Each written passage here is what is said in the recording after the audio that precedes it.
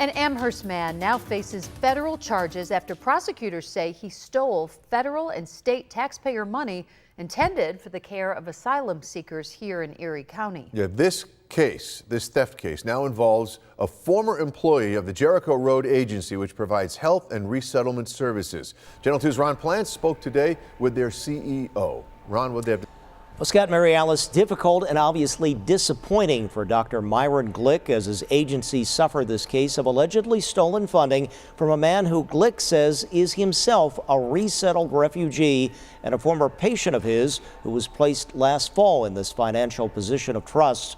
A federal criminal complaint from the FBI accusing Dejan Karlovic, who was a senior grants accountant, of using various online accounts and systems this past spring to transfer to his personal bank account over $500,000 in state grant money provided by Washington to be used by Jericho Road for resettlement costs of asylum seekers. As you may recall, there are hundreds from the southern border who went to New York City and were eventually bused here to Erie County hotels last year.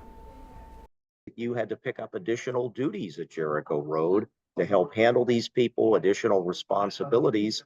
And do you think this is a case, again, where you just kind of got overwhelmed with all of this? I mean, that's a good question. I do know this has been a hard year, and I know that growth is not always easy. And so clearly one of the lessons out of this past year is that we need invest in Jericho and have a strong team so that we can continue to do this. Dr. Glick says he's putting in tighter financial controls, hopes for some eventual restitution with insurance to cover these losses.